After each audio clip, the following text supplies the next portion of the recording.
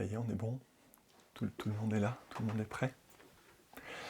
Alors bienvenue à tous dans notre cycle de conférences 2021 qui s'appelle « Être ensemble, un monde en soi ». On va voir tout au long de l'année que être ensemble, que la conscience de cœur, que l'âme, on pourrait l'appeler aussi comme ça, est un monde à part entière, un monde, comme on a vu, avec ses propres modes de fonctionnement, avec ses principes, avec ses lois. Et on va essayer ensemble, tout au long de l'année, de découvrir et surtout d'apprendre à vivre en fonction de ces modes justement de fonctionnement. C'est vrai qu'aujourd'hui, nous, les principes qui nous animent, les lois qui nous animent, sont celles de la conscience individuelle, du monde, on pourrait dire du moi-je. On va essayer donc tout au long de l'année, de conférence en conférence, de découvrir quels sont les principes qui animent cet être ensemble, donc la conscience de groupe, l'âme, la conscience de cœur, et puis d'apprendre petit à petit à voir ce que ça donnerait à essayer de vivre en fonction de ces principes-là. On a déjà fait 2 conférences, c'est la 3e ce soir. Sur les 2 premières, on avait mis l'accent sur 2 points qui sont assez importants pour continuer le travail et pour bien comprendre. Le premier point, c'est cette notion d'être. Et justement de voir à quel point on doit apprendre à nous se reconnaître en tant que cet être global. Se reconnaître en tant que faisant partie de cet être planétaire. C'est vrai, quand on le dit comme ça, nous, on a tendance quand on parle d'unité, quand on parle de reconnaissance, d'être global, on arrive à peu près à se reconnaître, mais de manière très formelle. C'est-à-dire qu'on se reconnaît avec les autres humains, avec les autres règnes, les animaux, les végétaux, les minéraux, et on peut percevoir comme ça, se percevoir comme étant une unité. Mais quand on le fait comme ça, c'est une unité qui est très formelle. Et ce qu'on doit apprendre, le type de reconnaissance qu'on doit apprendre dans cette notion d'être et cette notion d'être ensemble, c'est une reconnaissance qui n'est plus formelle. C'est une unité mais 2 consciences. On avait vu que cet être ensemble, qu'on pourrait appeler aussi l'être planétaire, la conscience planétaire, est avant tout une conscience. Avant d'être une forme, avant d'être la Terre comme on l'a vu la dernière fois, avant d'être des minéraux, des végétaux, des animaux, des humains, la Terre c'est une conscience. Et que cette conscience-là, nous en sommes tous, tout à chacun, une parcelle. À nous d'apprendre justement à se considérer vraiment, le mot est joli, considérer, de se prendre avec, de s'identifier à cette conscience-là. Et pour le coup, de considérer toutes les autres formes de vie, évidemment, comme faisant partie intégrante, comme étant elle aussi parcelle de cette grande conscience, de cette conscience planétaire, de cet être planétaire. Donc ça c'est un point déjà important. Le deuxième point qu'on avait vu, c'est que cet être planétaire a un rythme d'évolution et évolue petit à petit, cette conscience planétaire évolue à travers les formes. On avait développé tout ça dans la première conférence en disant à quel point comme ça la conscience empruntait des formes et faisait évoluer et apparaît petit à petit au sein des formes.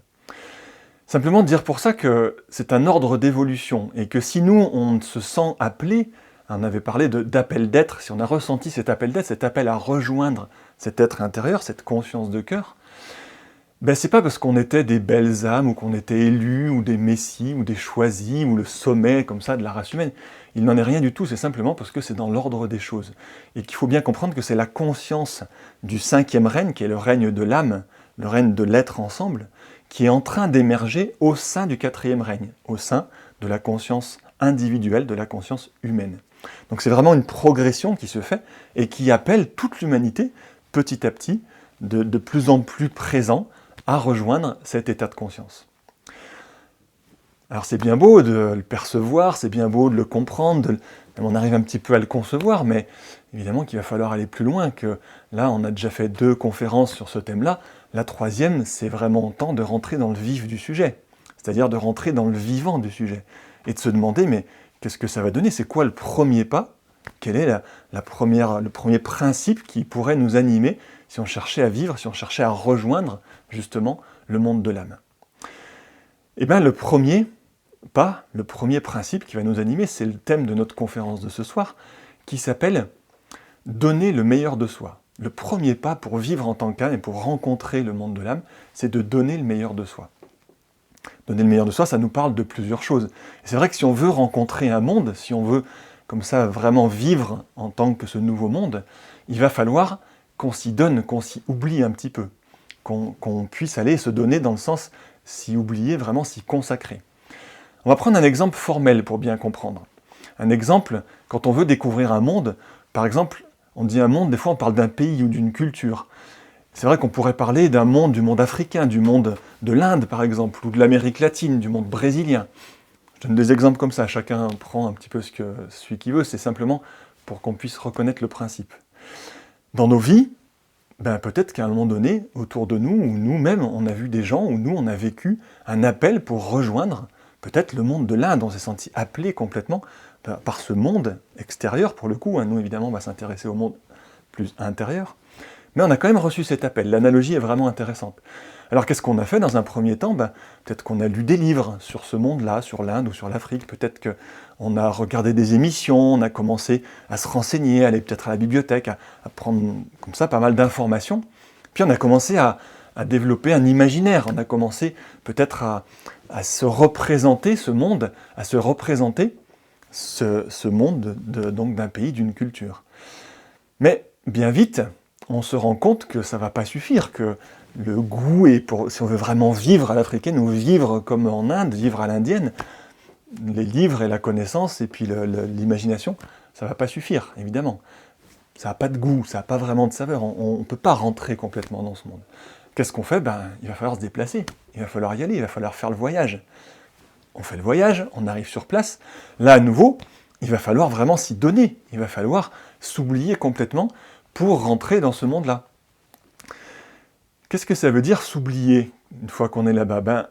Ça veut dire qu'il va falloir, une fois sur place, s'y donner en dehors de ce qu'on a l'habitude de faire. Il va falloir, on pourrait prendre cette image, qu'on sorte de la chambre de l'hôtel.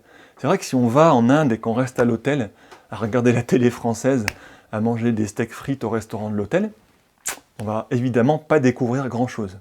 Donc il va falloir y aller, il va falloir se donner, sortir de la chambre d'hôtel. Sortir de la chambre d'hôtel, ça va nous demander de nous oublier à plusieurs niveaux.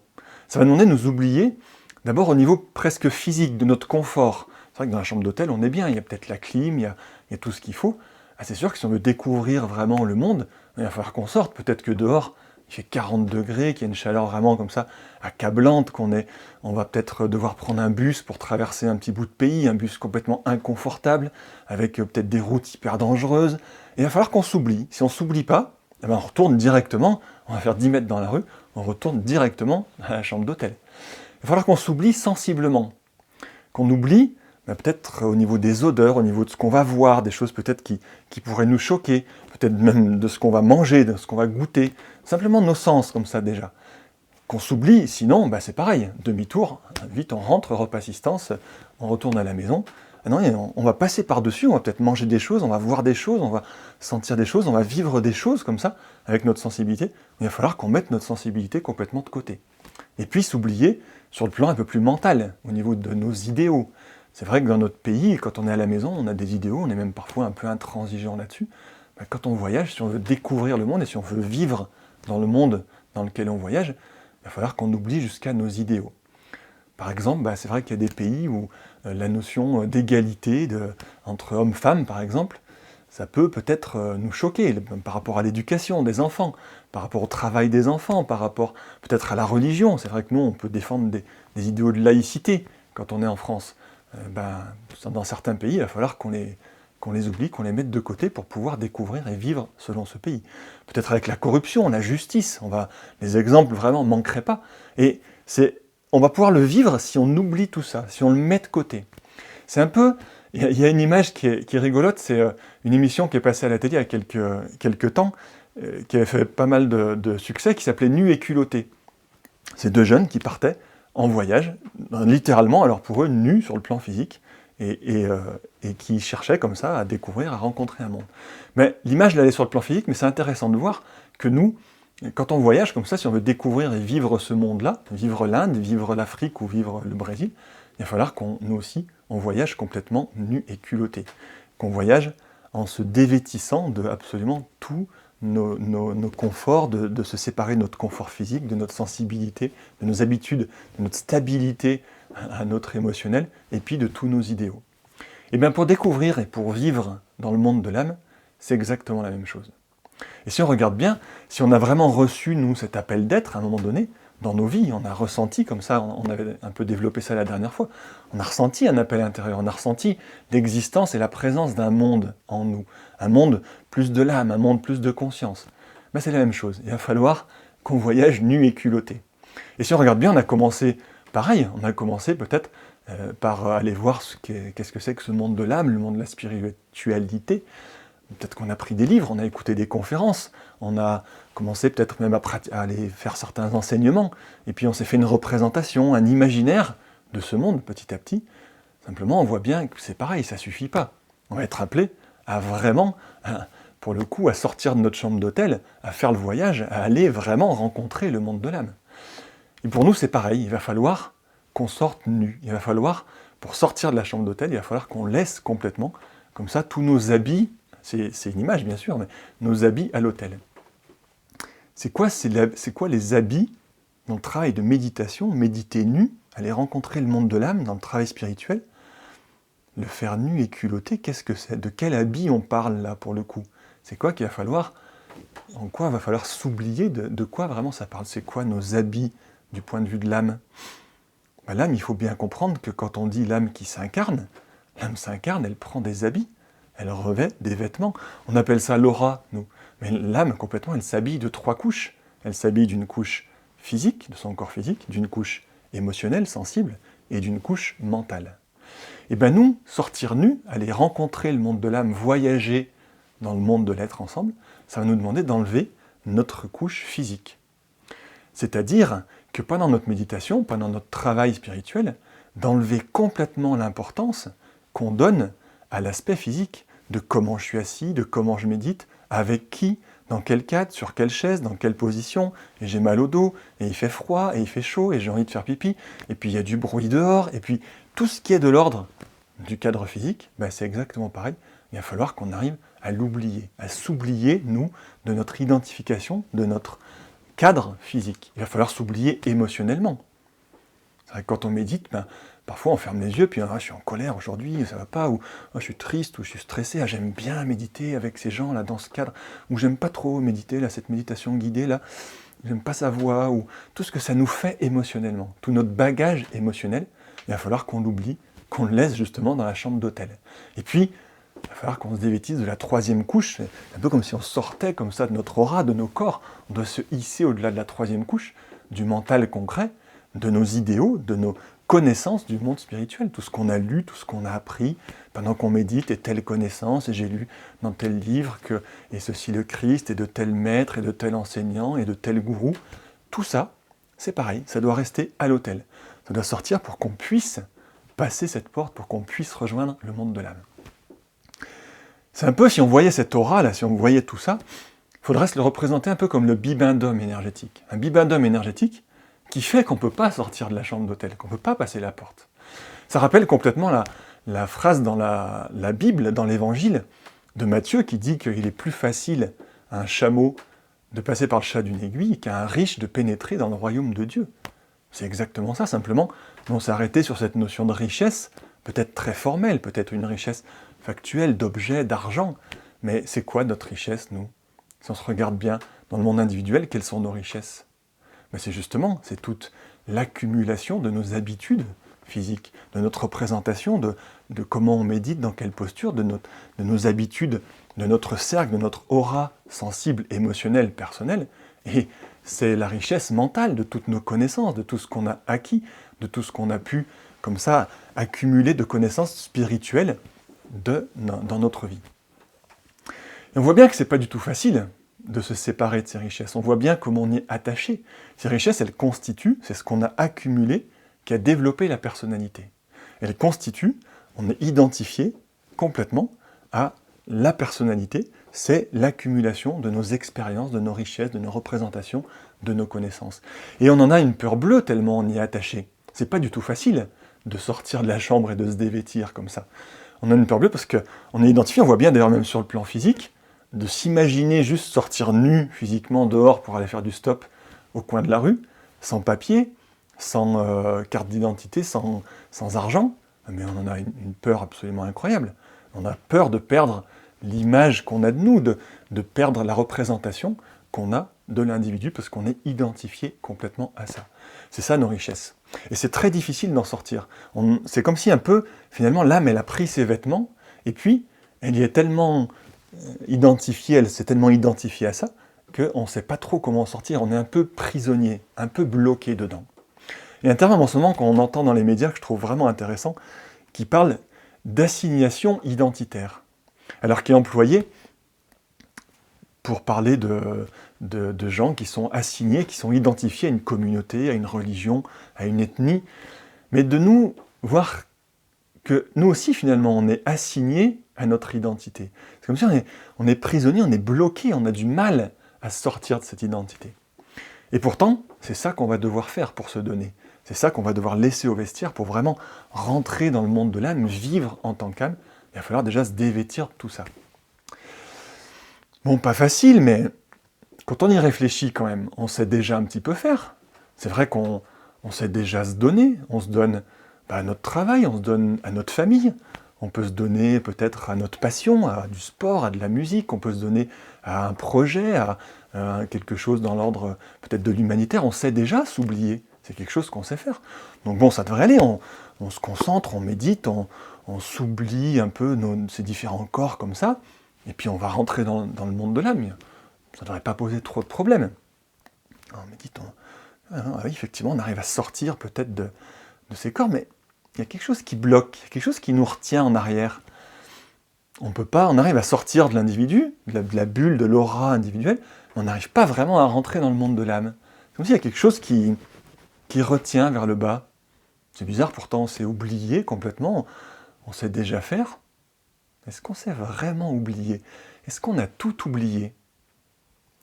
C'est vrai que la personnalité, ce qu'elle appelle s'oublier, elle, et ce qu'elle sait faire, elle est ok pour s'oublier, la personnalité, à une condition. La condition pour que la personnalité s'oublie, c'est qu'il y ait une récompense, c'est qu'il y ait un retour sur investissement. La personnalité, elle veut bien s'oublier, elle veut bien se donner complètement à son travail, à condition qu'il y ait un salaire, à condition qu'il y ait de la reconnaissance. Elle veut bien se donner au couple, elle veut bien se donner à la famille, à condition qu'il y ait de l'affectif, là aussi qu'il y ait de la reconnaissance.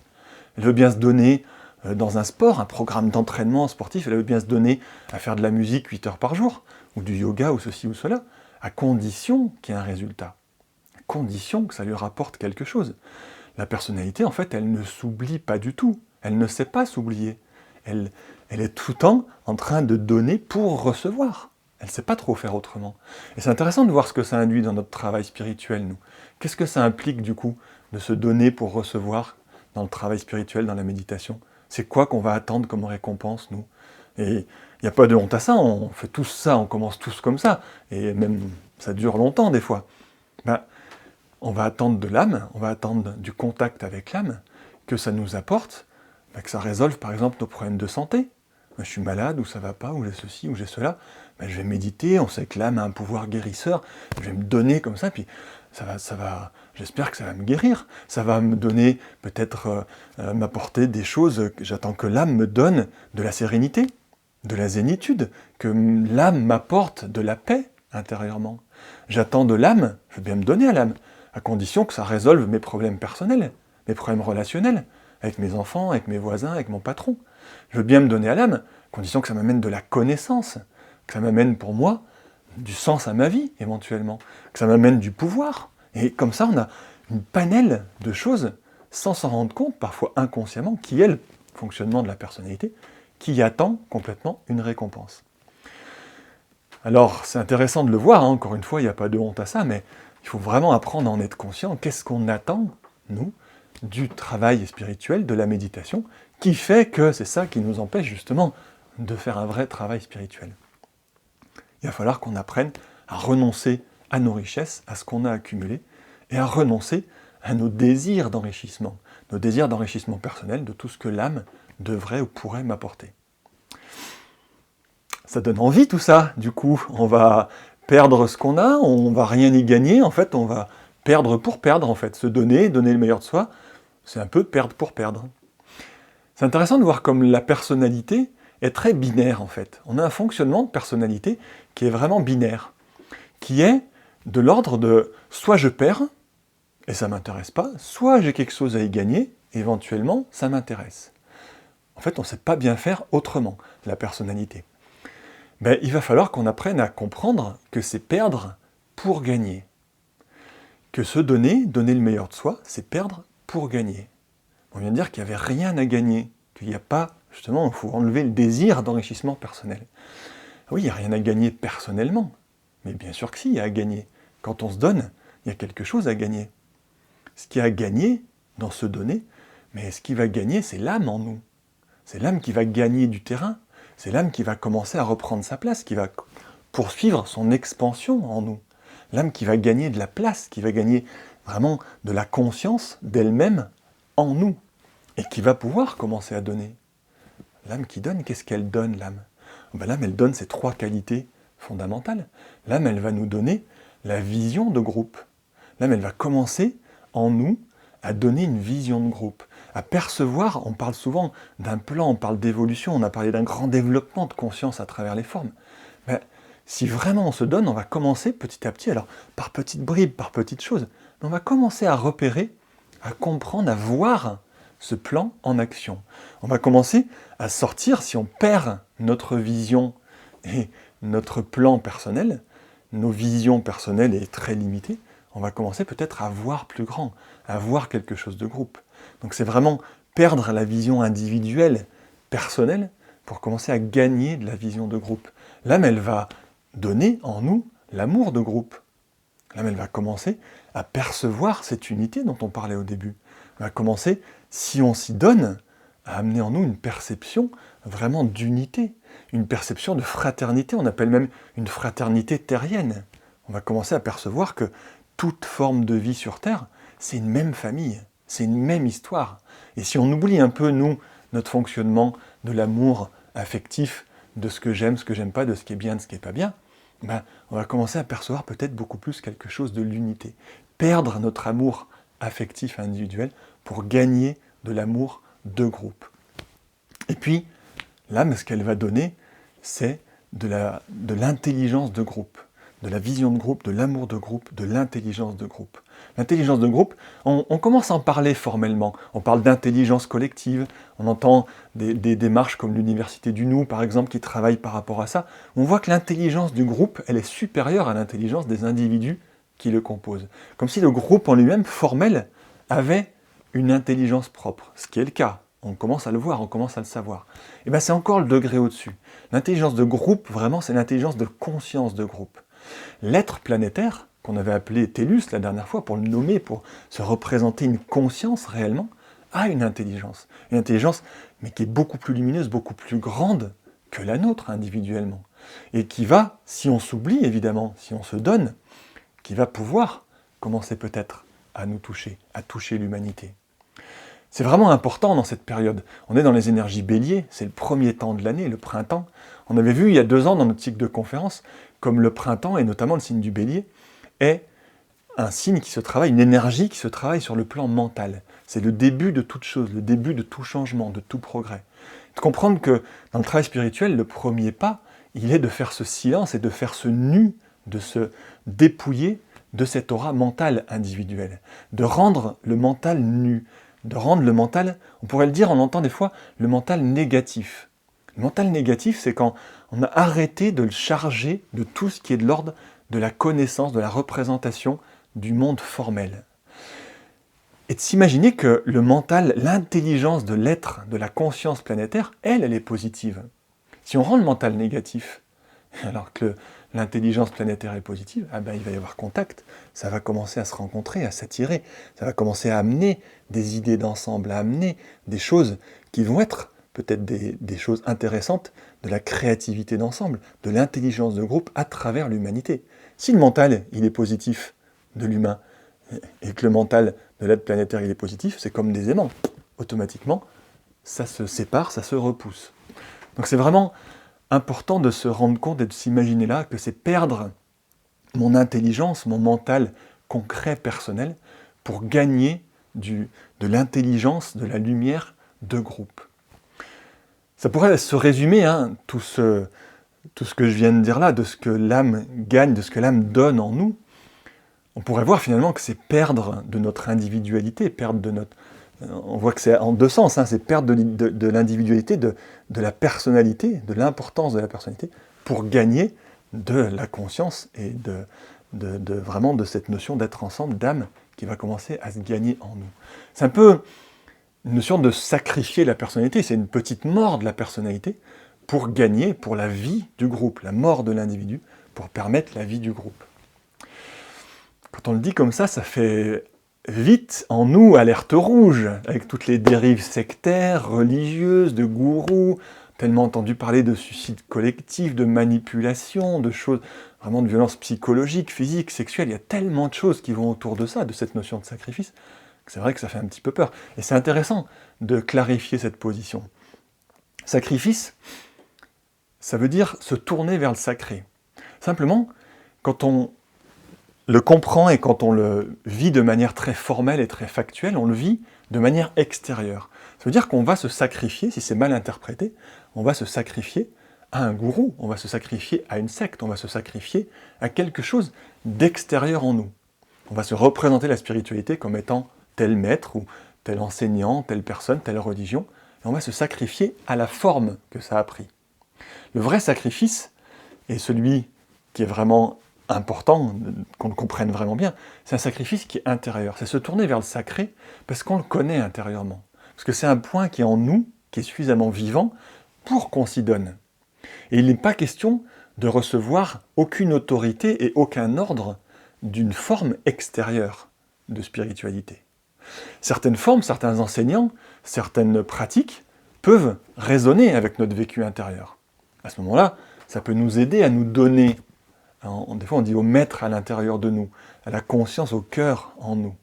Mais jamais de se donner à une forme extérieure. Ça, c'est vraiment important. C'est là la porte ouverte à toutes les dérives. Il va falloir se remettre à l'intérieur et sentir que le sacrifice, il est simplement dans ce qui me parle, dans ce qui est sacré, que je ressens, que je perçois, que je vis en moi. Et puis la deuxième chose qui est hyper importante, c'est que quand on parle de sacrifice comme ça, formel, on parle de mort de la personnalité. Il faut bien voir que ce qui doit mourir réellement, c'est pas la personnalité, c'est l'importance qu'on lui donne. Il ne s'agit pas de tuer la personnalité, il n'en est surtout pas question, l'âme elle a complètement besoin de la personnalité. Il s'agit de mourir à l'importance, il s'agit de se détacher de notre identification. Le sacrifice, la mort, c'est de se détacher de l'identification qu'on a à notre personnalité. Et pour bien comprendre, il faut qu'on puisse s'imaginer que c'est détaché, mais pas coupé. C'est détaché de ces 3 couches d'aura, on est sorti de la chambre d'hôtel, mais on n'est pas coupé. L'âme, elle a complètement besoin de la personnalité. L'âme qui est complètement sur un plan abstrait, qui a besoin de la personnalité pour venir se donner, pour venir œuvrer à travers l'humanité, à travers les formes. Donc c'est vraiment important de sentir qu'il n'y a pas de sacrifice extérieur, c'est un sacrifice intérieur, et c'est un sacrifice qui n'est pas une mort, qui n'est pas vraiment une mort en tant que soi, qui est simplement d'apprendre à se donner, à se détacher sans se couper. D'ailleurs, c'est quand même intéressant de se dire, mais l'âme se sacrifie aussi. On parle d'un don là, de la personnalité, mais on dit pour que l'âme puisse se donner. Et on ne se rend pas compte à quel point l'âme, elle fait un sacré sacrifice en s'incarnant, bien plus grand que nous, celui de renoncer à nos plaisirs, même si c'est très difficile, à notre identification, à nos 3 corps. Mais l'âme, elle se sacrifie, c'est un sacrifice énorme qu'elle fait. L'âme que l'on est, qui est venue s'incarner. Mais l'âme, elle sacrifie son immortalité. L'âme, sur son propre plan, ne connaît pas le temps. Elle vient s'incarner dans un corps et s'identifie à ce corps temporairement avant de retrouver un petit peu sa mémoire, on pourrait dire, et vit complètement la mort, vit des cycles comme ça, avec la peur de la mort. Elle va vivre, elle va renoncer et sacrifier son unité totale. Elle ne connaît pas le temps, mais elle ne connaît pas l'espace. Elle connaît l'unité, elle vit l'unité, l'âme, sur son propre plan. D'un coup, s'incarner, se retrouver dans quelque chose de très séparé, de très individuel, de très particulier. C'est un sacrifice énorme. Elle sacrifie son intuition, l'âme qui est en lien avec le divin, qui est en lien avec ce grand plan d'amour, qui connaît intuitivement ce qui se passe, pour atterrir dans un corps qui est dans des connaissances très limitées, très factuelles, très formelles. Donc là, on peut y voir encore un sacré sacrifice. Alors on sent bien, quand on parle comme ça, que donner le meilleur de soi, ça nous parle d'une rencontre. Ça nous parle un peu d'une histoire d'amour entre l'aspect personnel, l'aspect, la lumière de l'individu qui se donne, qui s'offre à la lumière de l'âme, à la lumière de la conscience de groupe, à la lumière de l'être, et qui va permettre peut-être une rencontre, permettre une fusion. On parle En ésotérisme, il y a une phrase qui dit « les deux se fondent en un ». Il y a rencontre et ça commence. Il commence à y avoir une fonte entre les deux. Il commence à y avoir un don mutuel, une véritable rencontre. Cette rencontre qui va produire des richesses. On dit que les richesses du divin vont se déverser dans l'humanité. On va commencer à voir, s'il y a vraiment don, on va commencer à voir réellement les signes intérieurs de richesse de l'humanité. Les signes extérieurs de richesse, c'est le bibendum dans l'humanité. C'est tout ce qui est de l'ordre de la forme. Les signes intérieurs de richesse, c'est les qualités d'être qui commencent à passer à travers l'individualité. C'est vrai qu'on se représente des fois le plan d'amour, le plan esprit-matière, ces choses-là qu'on entend un peu dans la spiritualité, comme quelque chose de très abstrait, de très lointain, d'inatteignable, on ne sait pas trop de quoi ça parle. C'est important de voir que dans se donner le meilleur de soi, c'est là que ça commence. C'est quand il y a don entre la personnalité, entre l'individu qu'on est, qu'on croit être en tout cas, et puis ce que l'on est vraiment. Il y a vraiment don, et c'est le propre de l'homme. C'est important de se rendre compte que c'est l'homme qui a ce rôle-là sur Terre. L'homme qui a à la fois conscience de son côté matière, de son côté individu, à la fois conscience de son côté divin, de son côté conscience. Qui doit, comme ça, se donner, se faire rencontrer ces deux points en lui. C'est là que le plan d'amour, que la rencontre esprit-matière, à notre niveau, à notre échelle, dans cette vie-là, peut commencer à se faire. C'est pour ça qu'on dit d'ailleurs que l'humain est un sauveur, que l'humain est un guérisseur. À son niveau le plus haut, quand on parlait du Christ par exemple, on parlait du sauveur du monde. C'est parce qu'on commence, et quand on commence à faire ce lien entre les deux, qu'il peut commencer vraiment à y avoir quelque chose qui se sauve et qui se guérit à travers et au sein de l'humanité. Pour conclure, en tout cas pour un peu résumer tout ça, c'est important de se rendre compte que ce principe de donner, qu'on appelle aussi une impulsion de don, c'est quelque chose qui est vivant en nous. C'est malgré nous, c'est notre nature en fait de donner. Et on sait déjà le faire. Et on se donne à travers le sport, on donne de l'argent, on donne à travers nos passions, on se donne à notre famille, tout ce qu'on a pu dire. On a appris, en tant qu'individu, à se donner, à donner de notre personne.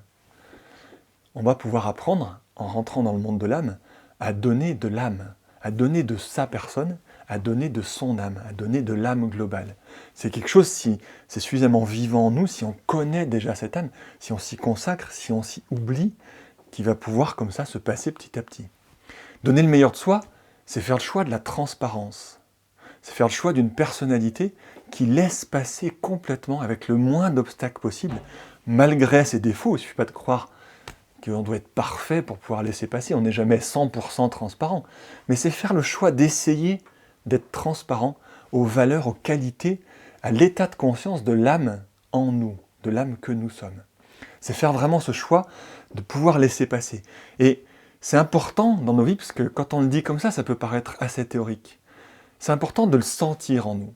Sentir que quand on est polarisé, quand on est centré en tant que personnalité, l'énergie qui nous anime, c'est l'énergie de prendre. C'est une énergie qui est très centripète, qui ramène à nous. On est centré, des fois au niveau du plexus, on dit on est le nombril un peu du monde, mais on est au centre, on est l'acteur principal de la vie, de ma vie, mais de la vie. On se sent au centre et on sent que c'est une énergie en nous qui cherche toujours à ramener, qui cherche à prendre du plaisir, à prendre du bon temps, à prendre de la connaissance, à prendre même de la spiritualité. On prend la parole, on prend du pouvoir, et c'est toujours... Si on regarde bien, on doit apprendre à sentir en nous que quand on est polarisé comme ça, c'est une énergie qui cherche à ramener à nous, qui cherche à prendre. C'est le principe actif qui anime le monde de la personnalité. Le principe actif qui anime le monde de l'âme, c'est de donner. C'est de se donner, de donner les qualités à travers nous. L'âme qui va donner, si on s'y est donné, si on s'est oublié à l'âme en nous, l'âme qui va pouvoir commencer à donner à travers nous ces qualités fondamentales. On va retrouver les 3 qualités principales, on pourrait les développer, et il y en aurait bien sûr d'autres, mais déjà, sentir dans notre vie, quand on se donne, quand on s'efface, quand on devient maximum transparent, la personnalité, l'âme va pouvoir donner à travers la personnalité plus de sens. L'âme, en nous, qui connaît le plan, qui connaît le dessein d'amour sur Terre, et qui connaît qu'on peut se laisser guider, l'âme qui peut nous guider, qui peut nous emmener vers le bien commun, vers le sens commun. L'âme qui peut nous guider et qui peut guider autour de nous. C'est vrai que la personnalité, quand on donne du sens, on donne notre sens, notre vision du monde. Et on donne des conseils aux autres. Ah, moi, avec l'expérience que j'ai, tu devrais faire comme si. Tu devrais faire telle formation, tu devrais méditer comme si, tu devrais faire ça, parce que moi, ma vision du monde, mon plan personnel, ben, ça a été comme ça, donc j'essaie même de l'imposer, de le donner aux autres. Là, c'est l'âme qui donne le sens commun, qui amène au bien commun, partout où on peut se percevoir et donner ça au mieux qu'on peut. Ça sera encore une fois jamais parfait, mais c'est notre posture intérieure qui cherche à donner, sans intérêt évidemment personnel, sans représentation personnelle de notre vision. L'âme qui se donne en nous, donner le meilleur de soi, c'est donner plus d'amour. Donner plus d'amour dans le sens, donner plus d'inclusivité. C'est le moment où on peut sentir en nous que ce qu'on va donner, ce que nos pensées, nos paroles et nos actes vont amener, vont inclure au maximum que l'on peut. À travers nos relations, à travers notre travail spirituel, à travers tout ce que l'on fait, de chercher qu'on donne de l'inclusivité, on donne de l'unité. L'émotionnel, nous, l'amour vécu au niveau individuel, il n'inclut pas du tout, il exclut. Il sépare, il dit ce que j'aime de ce que j'aime pas, ce qui est nécessaire tout un temps. Il dit, j'aime pas tel parti politique, j'aime pas telle idée, j'aime pas tel mouvement humanitaire, j'aime pas telle personne. Par contre, j'aime bien celui-là, j'aime bien ce mouvement politique, j'aime bien ci, j'aime bien ça. On passe notre temps à donner nos opinions, nos avis. Et en faisant ça, automatiquement, on sépare, on coupe, on structure. L'amour, donner plus d'amour, quand l'âme se donne à travers nous, c'est quand nos pensées, nos paroles et nos actes sont inclusives. Il y a du boulot.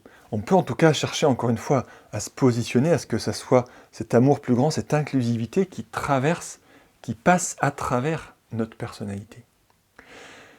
Donc ça donne plus de sens. L'âme donne en nous plus de sens, à travers nous. L'âme donne plus d'amour et l'âme donne plus de vérité. L'âme qui va donner à travers cette lumière, à travers cette intelligence collective, qui va pouvoir faire comprendre le monde de manière plus vraie. En tant que personnalité, on a nos vérités. On a nos petites vérités qui sont issues de quelque chose de très fractal, de très limité, de notre petit point de vue, de notre intelligence. Là, au contraire, on va chercher à remettre une compréhension dans quelque chose de beaucoup plus grand, à la lumière de l'âme, comprendre le monde spirituel, le monde factuel, à la lumière de l'âme. Et pour le coup, qui va donner des idées de groupe, qui va donner une créativité de groupe, qui va permettre de se mettre en place et de réaliser, de se mettre en mouvement pour réaliser le plus intelligemment possible ce grand plan d'amour et ce grand plan d'union, en nous et à travers nous. Vraiment c'est une posture aussi, on parle du cœur dans la tête. On parle du moment où le mental il est illuminé, on parle du mental de cœur. C'est remettre notre compréhension, remettre notre intelligence au sein d'un ensemble. Essayer de penser à partir d'un vécu d'unité, à partir de l'amour de groupe. C'est là qu'on voit que donner le meilleur de soi, vraiment, c'est quand on commence à laisser l'âme libre en nous. Laisser l'âme évoluer, laisser l'âme agir à travers nos pensées, à travers notre sensibilité, à travers nos actes. Laisser le maximum que l'on peut, et graduellement dans nos vies. Évidemment que ça ne va pas se faire d'un coup comme ça, mais petit à petit, à force de s'oublier, à force de se donner, on va laisser l'âme libre de se donner, car c'est son projet à elle, de se donner à travers nous qui nous sommes donnés. Je vous propose un temps de méditation par rapport à tout ça.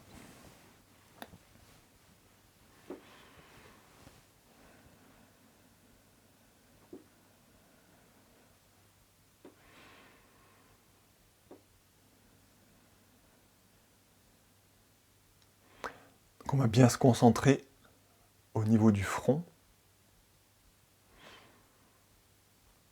qui est justement le centre d'énergie en lien avec notre personnalité.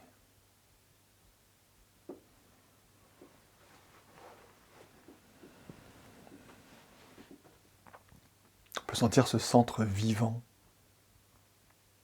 comme un point de présence.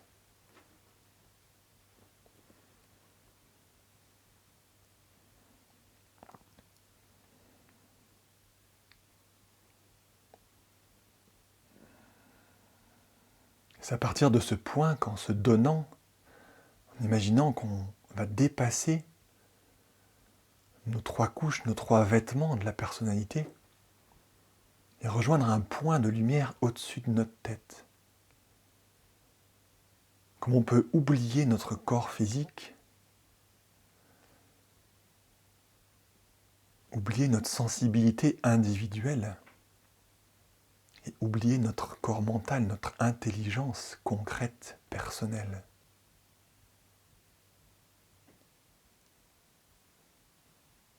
C'est ce point de lumière depuis le front qui traverse, qui dépasse les 3 couches.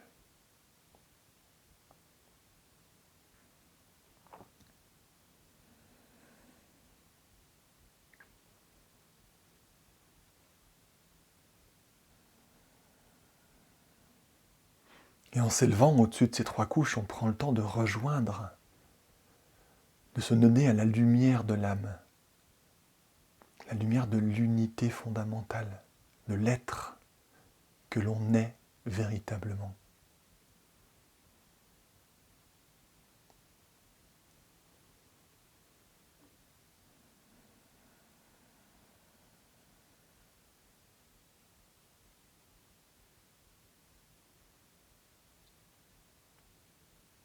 Nous ne pouvons le faire que s'il n'y a aucune attente à cette méditation, aucune attente personnelle d'enrichissement, de résultat.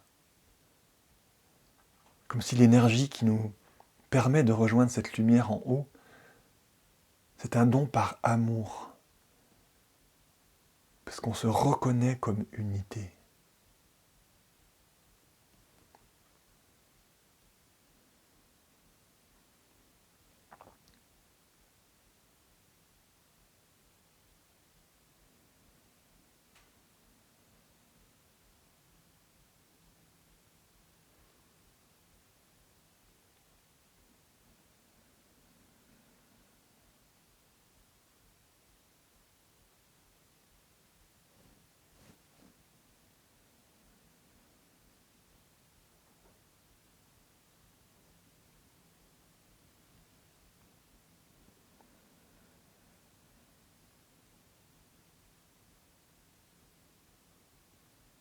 On peut alors se percevoir, se reconnaître comme étant cet être ensemble, cette conscience de cœur,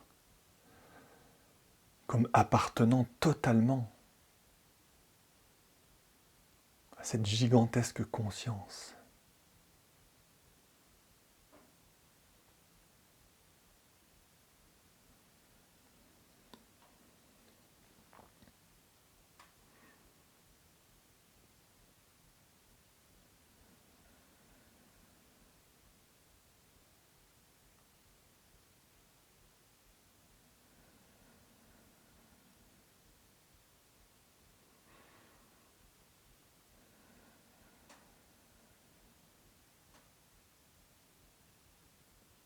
C'est de là qu'on peut percevoir que cette conscience, que l'âme globale que l'on est, cherche à donner. Autant la personnalité cherche à prendre, l'âme que l'on est cherche à donner, cherche à amener ses qualités fondamentales à travers l'humanité, à travers les animaux, jusque dans les végétaux et dans les minéraux.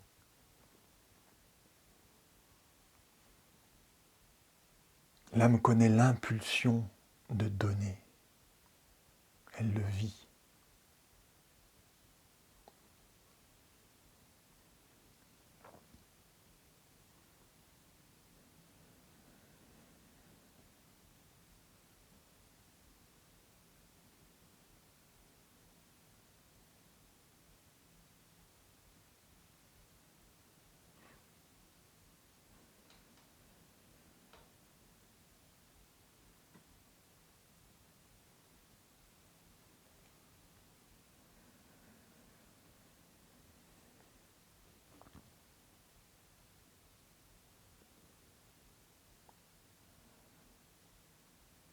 Alors on peut conscientiser que pour vivre selon le monde de l'âme, on va commencer par se donner à cet être, s'oublier, puis pouvoir participer, coopérer à l'âme qui donne en nous. Et que dans notre vie, nous pourrions être porteurs, donneurs de plus de sens, du sens du groupe, de plus d'amour inclusif, et de plus de vérité et de créativité de groupe. On peut prendre un temps pour sentir ces énergies qui poussent à travers nous, qui cherchent à se donner.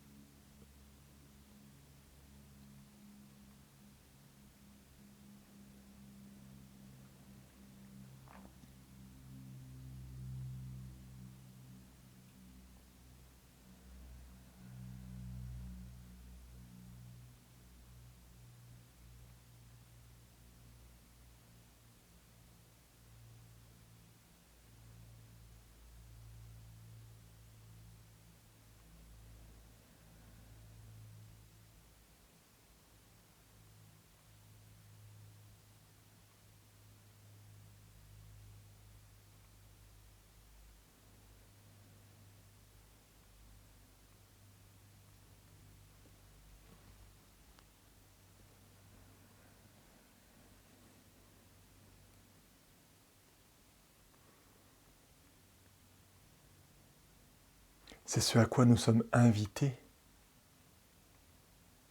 en vivant, en cherchant à vivre en tant qu'âme, en tant qu'être ensemble. Et plus nous le ferons, plus nous serons nombreux à le faire, réellement.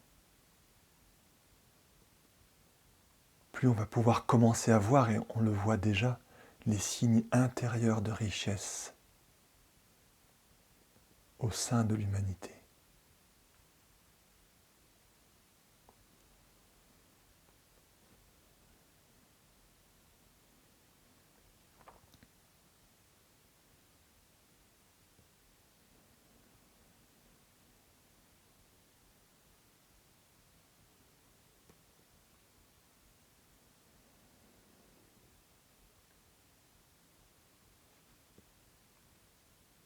Puis on reprend conscience de notre centre frontal. Et on commence tout de suite à mettre en pratique par rapport à tout ce qu'on a pu toucher ensemble dans cette méditation. Comme si on laissait descendre depuis ce point le plus haut au-dessus de notre tête, à travers la personnalité, à travers le centre frontal, tout ce que l'on a contacté ensemble, pour enrichir, pour ensemencer l'état de conscience de l'humanité. Sans rien retenir, sans rien attendre pour nous individuellement. Un mouvement de haut en bas, de circulation.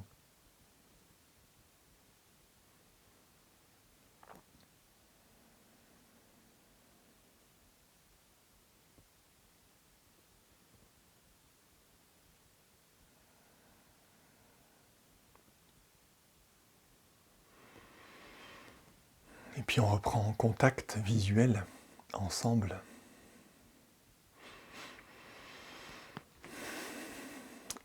Et on vous invite à continuer dans votre quotidien et dans notre quotidien à donner le meilleur de soi. Merci de votre présence. On se retrouve dans un mois où on abordera la notion du hasard. On essaiera de décrypter ça ensemble et d'aller vivre un deuxième principe de vie que nous, en tant que personnalité, nous appelons le hasard. On essaiera de voir de quoi il s'agit. Bonsoir.